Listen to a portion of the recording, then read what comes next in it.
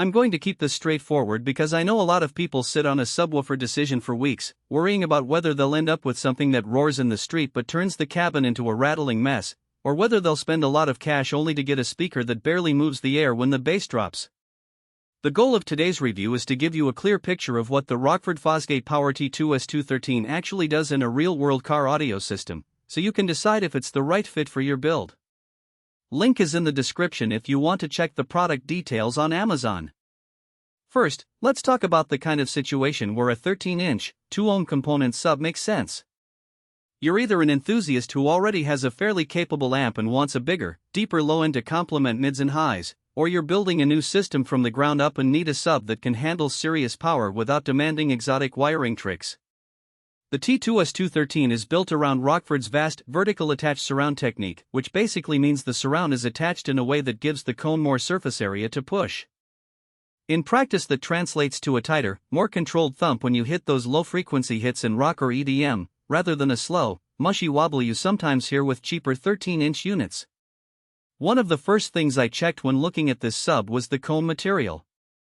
Rockford uses a carbon fiber/honeycomb blend with an aramid and glass fiber sandwich, capped with an aluminum dust cap. That combination is not just marketing jargon, it's a design meant to keep the cone light yet stiff. A lighter cone can accelerate quickly, which is exactly what you want for punchy bass that follows the rhythm. In a daily driver, that means you'll notice the difference when you're pulling into a stoplight and the music suddenly drops a bass note. The sub will respond almost instantly, rather than lagging behind the rest of the mix. Power handling is another area where buyers get nervous. The T2S2 13 is rated for up to 2000 watts RMS and 4000 watts peak.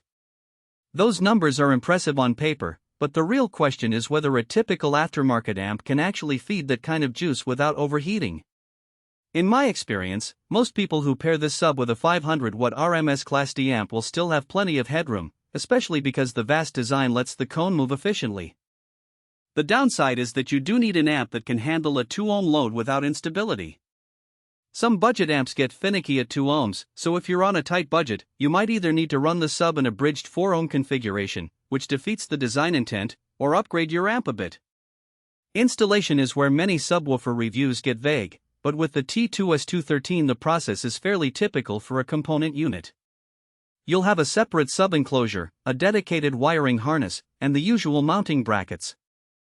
Because the cone is relatively large, 13 inches, you'll need a box that gives it enough breathing room. A sealed enclosure of around 2.5 cubic feet works well for tight, controlled bass, while a ported box of 3 cubic feet will push the low end deeper but can introduce a little boominess if the port isn't tuned right.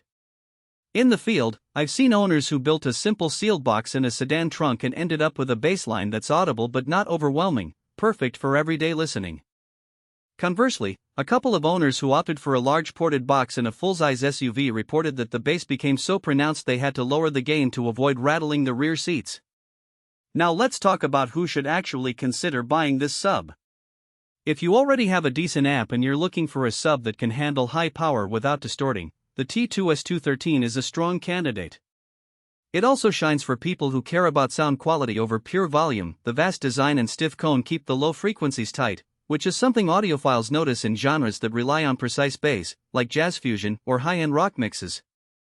On the other hand, if you're a casual listener who only wants a little extra thump for weekend road trips, you might be better off with a smaller 10-inch sub that's cheaper and easier to fit into a compact trunk.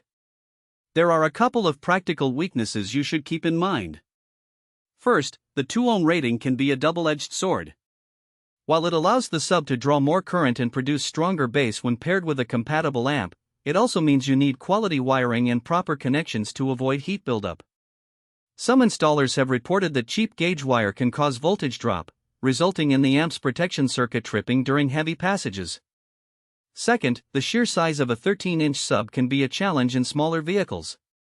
If you drive a compact hatchback, you'll likely need to sacrifice cargo space or get creative with a custom enclosure, which adds to the overall cost.